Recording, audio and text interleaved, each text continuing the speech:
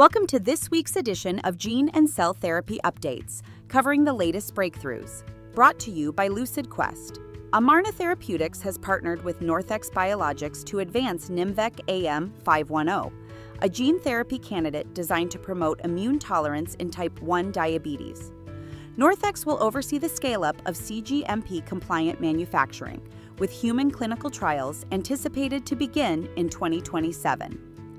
Bio-Techne's Simple Western platform played a critical role in the FDA approval of Zavascan for recessive dystrophic epidermolysis bullosa, or RDEB.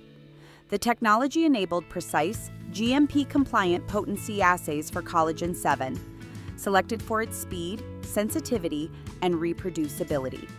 Russia's BioCAD is preparing to register the country's first gene therapy for hemophilia B by early 2026. ANB002, based on the Genext AAV platform, has been under development since 2018 and is designed as a single injection treatment. Atsena Therapeutics has reached alignment with the FDA on the regulatory path for ATSN-201, its gene therapy for X-linked retinoschisis. The therapy now enters a continuous phase 1-2-3 trial, avoiding the need for a separate registrational study and potentially expediting development. Nanoscope Therapeutics has initiated its FDA submission for MCO-010, a gene-agnostic optogenetic therapy for retinitis pigmentosa. Administered via a single, in-office injection, the therapy is undergoing rolling BLA submission and is eligible for priority review.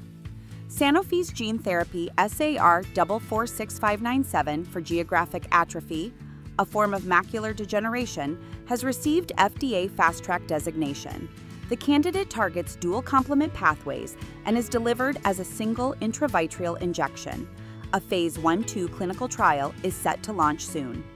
MiNK Therapeutics announced that its invariant natural killer T, or iNKT, cell therapy has induced remission in a patient with metastatic cancer following multiple failed treatments.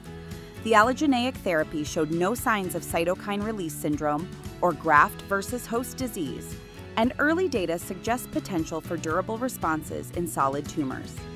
Pierre Fabre has assumed control of the IND for tabelecleucel from Atara Biotherapeutics. The IND transfer follows a manufacturing handoff earlier this year. Patient enrollment continues in the pivotal phase 3 ALLELE trial. Tabelecleucel is an off-the-shelf Epstein-Barr virus-specific T-cell therapy. Capricor Therapeutics' cell therapy Deramiocel for Duchenne muscular dystrophy has been rejected by the FDA due to insufficient efficacy data.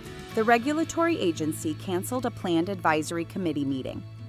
Capricor intends to resubmit after releasing results from the HOPE-3 trial. Ultragenyx's UX111 gene therapy for Sanfilippo syndrome was also denied by the FDA, citing manufacturing facility deficiencies. Importantly, the agency did not raise concerns over the clinical data or safety. A revised submission will require updates to data and manufacturing processes. And finally, JCR Pharmaceuticals has licensed its Just AAV capsid platform to AstraZeneca in a deal valued up to $825 million in milestones and royalties. The collaboration will support 5 gene therapy programs and builds on JCR's earlier CNS-focused partnership with Alexion. Stay ahead in cell and gene therapy research. Like, share, and subscribe for weekly updates. Visit lqventures.com or email us at info